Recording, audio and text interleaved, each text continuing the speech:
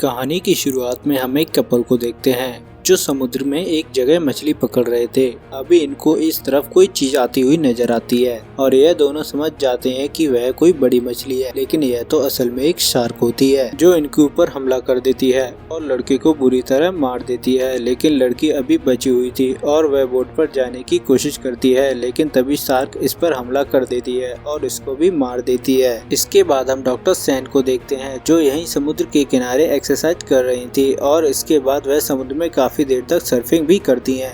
कुछ समय बाद वह बाहर आ जाती हैं, जहां टियानविंग इसे ड्रिंक ऑफर करता है, लेकिन सैन इसे मना कर देती है। तभी टियानविंग की गर्लफ्रेंड यहाँ पर आ जाती है। असल में सैन की कजिन सिस्टर थी, जिसके बाद टियानविंग से अपने बर्थडे सरप्राइज के बारे में पूछती है। इसके बाद टियानविंग इन्हें यहाँ से ले जाता है क्योंकि उसने इन्हें घुमाने के लिए एक मोटर बोट बुक किया था, जिसे देख हिरेन काफी खुश हो जाती है और सैन के साथ बहुत सारी सेल्फी भी लेती है। लेकिन तभी इनको बोट में बैंडी नजर आती है, जिसे देख हिरेन काफी परेशान हो गई थी और सैन को बताती है बैंडी टियानविंग की सुपरवाइजर है। इसके बाद सभी लोग बोट पर चढ़ते हैं और यहाँ से घूमने निकल जाते हैं।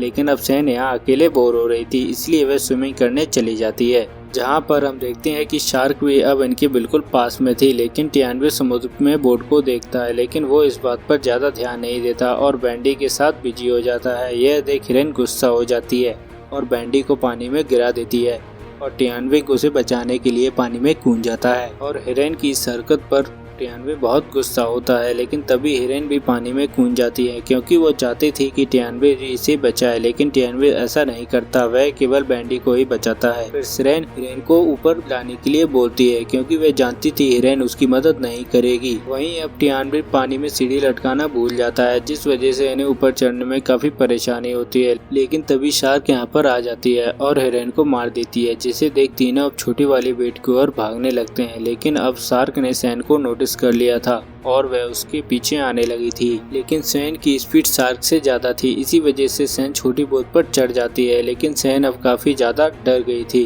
क्योंकि अब शार्क बोट के आसपास चक्कर लगा रही थी। तभी टियानविंग भी बोट पर चढ़ जाता है और बैंडी भी बोट पर आने वाली होती है, बोट पर आ जाती है, लेकिन अब उसके पैर में चोट लग गई थी, इस वजह से वह बेहोश हो जाती है। यह देखते ही सैन उसकी ब्लीडिंग को रोकने लगती है और सैन टियानविंग को अपना शर्ट उतारने के लिए कहती है और उसकी स्लीप पर ब्लीडिंग रोक देती है। लेकिन फिर भी बैंडी की ब्लीडिंग बढ़ी थी, इसलिए उसे हॉस्पिटल ले जाना जरूरी था। इसके बाद सैन बोट को अच्छे से चेक करती है, लेकिन पता चलता है कि इसकी रस्सी वाली एंकर नीचे फंस गई है। यह देख टियानविंग की हेल्प मांगती है। फिर वह दोनों रस्सी को खींचने लगते हैं, लेकिन एंकर फिर भी नहीं निकलता है। फिर टियानविंग रस्सी को काटने के लिए बोलता है, लेकिन सैन मना कर देती है क्योंकि मोटर बोट पर चढ़ने के लिए रस्सी की जरूरत पड़ेगी। अब ये तीनों यहाँ पर बुरी तरह से फंस गए थे क्योंकि इनका मोटर बोट भी काफी दूर थी और शार्क भी घूम रही थी। इसके बाद सैन रस्सी खोलने के लिए नीचे जाने का डिसाइड करती है क्योंकि यहाँ से निकलने के लिए और कोई दूसरा रास्ता नहीं था। टियानविंग बोट पर नजर रखता है और सैन रस्सी खोलने के लिए पानी में चली जाती है। जैसे ही रस्सी खोलना शुरू करती है तभी शार्क यहाँ से गुजरती है, लेकिन उसे देख सैन यहीं छुप जाती है। इसके बाद शार्क चली जाती है और सैन तुरंत ऊपर आ जाती है, जहाँ बैंडी अब बेहोश में आ गई थी और वो टियानविंग को इसके लिए थैंक्स बोलती है। इसके काफी दूर थी और पानी का बहाव भी कम हो गया था, जिस वजह से इन्हें काफी मेहनत करनी पड़ रही थी। लेकिन इतनी देर से कुछ भी नहीं खा पाने की वजह से इनकी हालत खराब हो जाती है और ये सब बोट तक नहीं पहुंच पाते। तभी टियानविंग कहता है कि हिरेन की वजह से सब कुछ हुआ है क्योंकि मैं अब उससे ब्रेकअप करना चाहता था और यही बताने के लिए मैं बैंडी को बोट पर लेकर आया था। तभी शार्क अब इनके बोट पर नीचे से हमला करती है। यह देख तीनों काफी परेशान हो जाते हैं क्योंकि शार्क अब इनकी बोट के आसपास घूम रही थी। तभी टियानविंग एक नुकीला वेपन लेता है और शार्क पर हमला करने की कोशिश करता है और शार्क इसके हमले से बच जाती है। काफी देर तक इसकी बोट के पास घूमने के बाद यहाँ से चली जाती है, लेकिन तभी शार्क अचानक से दोबारा इनकी बोट पर हमला करने लगती है, जिसकी वजह से इनकी हालत खराब हो जाती है। तभी शार्क एक लंबी छलांग लगाकर वापस चली जाती है, लेकिन फिर पता चलता है कि इनकी बोट में एक छेद हो गया है, जिसे देख सैन अपने कपड़े की मदद से छेद बंद करने लगती है। इसके बाद टियानविंग रस्सी लेकर यहाँ से चलने के लिए कहता है और बैंडी को भी अपने साथ चलने के लिए बोलता है, लेकिन बैंडी सैन को यहाँ छोड़कर नहीं जाना चाहती थी। जिसके बाद टियानविंग बैंडी को पानी में गिरा देता है और खुद यहाँ से भागने लगता है। लेकिन तभी शार्क भी इनकी तरफ आने लगती है, जिसे देख सैन भी पानी में कूद जाती है और बैंडी को ऊपर लेकर आती है। लेकिन अब शार्क भी इनकी तरफ आने लगती है, क्योंकि अब सैन बैंडी से शांत रहने के लिए बोलती है, क्योंकि शार्क इन्हें नोटिस नहीं करेगी। इसके बाद शार्क इनके बिल्कुल करीब से चली जाती है। फिर ये दोनों बोट पर चढ़ जाते हैं और टियानविंग को देखने लगते हैं। इन्हें वह दिख जाता है जो मोटर बोट की तरफ जा रहा होता है। तभी शार्क भी टियानविंग के पीछे जाने लगती है, लेकिन टियानविंग शार्क से बहुत आगे होता है और वह मोटर बोट के पास पहुंच जाता है। इसके बाद वह रस्सी को बोट में फंसाने की कोशिश करने लगता है, लेकिन इसे पता नहीं चलता कि शार्क इसके पीछे आ रही है। लेकिन वह बिल्कुल सही टाइम पर रस्सी फंसा लेता है और बोट पर चढ़ जाता है। इसके बाद टियानविंग बहुत खुश होता है, लेकिन तभी इसका पैर फिसल जाता है और वो सीधा शार्क के मुंह में चला जाता है। यह देख दोनों काफी उदास हो जाते हैं, क्योंकि भूख और प्यास के दोनों की हालत खराब हो चुकी थी। इसके बाद रात हो जाती है। इसके बाद बैंडी को अपना पैर फील होना बंद हो जाता है। इसके बाद सैन उसे एक थेरेपी देती है, जिससे उसका पैर ठीक हो जाता है। इसके बाद वह कहती है कि सारी गलती मेरी है, क्योंकि अगर मैं यहाँ आज नहीं आती तो आज ऐसा कुछ भी नहीं होता। और फिर इसे लगने लगता है कि दुनिया में प्यार जैसी कोई चीज़ नहीं होती। और फिर सैन इसे समझाती है कि ऐसा नहीं है, क्योंकि तुम इसे सिचुएशन से जोड़कर रख रही हो। लेकिन अब इनकी बोट में पानी भरना शुरू हो गया था और अब इनको यहाँ से एक बोया नज़र आता है जो वाटर सप्लाई के लिए उसे होता है। और सैन को लगता है कि रात में शार्क नहीं आएगी, इसीलिए अब वह तोड़ के बोए के पास जाने का डिसाइड करती है। लेकिन तभी शार्क यहाँ पर आ जाती है और बोट के चक्कर लगाने लगती है। लेकिन अब सैन इसे बचाने के लिए न्यूक्लियर वेपन से शार्क पर हमला करने लगती है और वह शार्क को जख्मी कर देती है। लेकिन अब शार्क उसका वेपन बॉडी में फंस जाता है, जिससे बैंडी भी इसे निकालने में सैन की मदद करती है।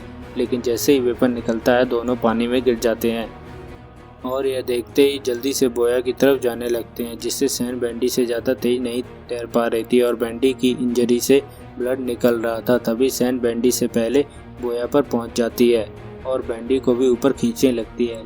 लेकिन तभी शार्क बैंडी के पैर पर कोप पकड़ लेती है, लेकिन सैन अब इसे नहीं बचा पाती और शार्क इसे मार देती है। और सैन काफ़ी दुखी हो जाती है, क्योंकि वह किसी को भी नहीं बचा पाई। लेकिन अब सैन को प्यास लगने लगती है और वह बोया के वह बॉक्स में पानी ढूंढने लगती है और उसे थोड़ा पानी मिल जाता है, जिससे वह पी लेती है। लेकिन अभी भी इसका प्यास नहीं बुझ पाया था, इसीलिए बॉक्स को चेक करती है। तभी उसमें एक कंटेनर मिलता है। इस कंटेनर में तेल भरा हुआ था। तभी इसे एक दूसरे बॉक्स में फ्लेयर गन मिल जाती है और वो यहाँ आराम से करने लगती है। तभी उसे यहाँ एक शिप गुजरने की आवाज़ आती है, जिसे देख सैन हेल्प के लिए आवाज़ लगाती है और फ्लेयर भी फायर करती है। लेकिन वह पानी में गिर जाता है और शार्क उसे देख लेती है। इसके बाद सैन दूसरा फायर करती है, जिसे वो नोटिस नहीं कर पाते, जिससे सैन काफ़ी दुखी हो जाती है। लेकिन तभी शार्क बोया के नीचे से हमला करना शुरू करने लगती है और अब वो काफ़ी अग्रेसिव हो गई थी। तभी सैन को कुछ दूरी पर वेपन दिख जाता है और वो इसे किसी तरह से ले लेती है। अब शार्क बहुत तेज़ी से हमला करने लगती है।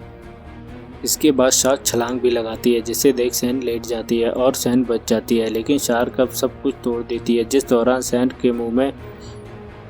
दौरान सैन शार्क के मुंह में जाने वाली होती है। लेकिन सैन के गिरने से पहले ही शार्क पानी में चली जाती है और सैन बच जाती है और बोया वाले टुकड़े के सहारे खड़ी हो जाती है। लेकिन तभी शार्क दोबारा अटैक करती है और सैन दूसरी जगह पर चली जाती है। जिसके बाद शार्क ने इसे यहाँ भी खोज लिया था और यहाँ भी अटैक करने लगती है। अब सैन यहाँ से भागने लगती है और उसे वो वेपन भी ले लेती है और अब उसे पत्थर दिखाई देता है और वह उसकी तरफ जाने लगती है और शार्क भी उसकी तरफ आने लगती है। लेकिन शार्क के अटैक कर पाने से पहले ही सैन पत्थर पर चढ़ जाती है। लेकिन अब इतनी देर तक भागने की वजह से उसकी हालत खराब हो जाती है और वह ऐसे ही सुबह भी हो जाती है। लेकिन भूख की वजह से वो परेशान हो जाती है। अब वो पत्थर पर जमी कोई भी चीज़ खाने की कोशिश करने लगती है, लेकिन ऐसा कर पाना मुमकिन नहीं था। इसके बाद सैन उस पत्थर पर खड़ी हो जाती है, जहाँ वो देखती है कि शार्क अभी भी उसके पास ही घूम रही है। लेकिन इसके साथ ही उसे वो तेल वाला कंटेनर भी नज़र आता है। अब सैन उस कंटेनर तक जाने का प्लान बनाती है, जिसके बाद शार्क के घूमने का टाइम कैलकुलेशन करती है, जिससे उसे पता चलता है कि शार्क हर 4 मिनट में एक चक्कर लगाता है। जिसके बाद उसे 4 मिनट में कंटेनर वापस लाना होगा। इसके बाद सैन फ्लेयर गन को रख देती है और कंटेनर लेने चली जाती है। लेकिन तभी शार्क ने इसे देख लिया था, लेकिन सैन फिर भी सही समय पर आ जाती है। लेकिन अभी सैन को अपने प्लान को अंजाम देना था, इसीलिए वो कंटेनर के ऊपर भी तेल लगा देती है और पत्थर के टुकड़ों की मदद से अपने पैर पर एक कट लगा लेती है जिससे ब्लीडिंग होने लगती है और वो अपने जख्मी पैर को पानी में लटका देती है।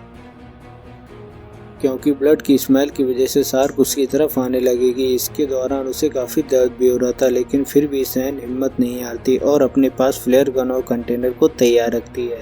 इसके बाद ब्लड पानी में फैल गया था। अब शार्क उसकी तरफ आने लगती है और हम देखते हैं शार्क भी बहुत चालाक होती है और सैन पर पीछे से हमला करती है, लेकिन इसके बावजूद सैन खुद को बचा लेती है और इसके बाद सैन तुरंत कंटेनर को शार्क के मुंह में फेंक देती है और ब्लास्ट भी कर देती है। इसके बाद शार्क बुरी तरह जलने लगती है और सैन भी पानी में गिर जाती है, लेकिन उसे कुछ नहीं होता और सैन अभी मोटर बोट की ओर जाने लगती है। तभी हम देखते हैं कि जो शार्क जल गई थी उसे एक बड़ी शार्क निगल जाती है और यहीं पर मूवी एंड आ जाती है। अगली वीडियो जल्दी आएगी, जब तक इस मूवी को एंजॉय कीजिए।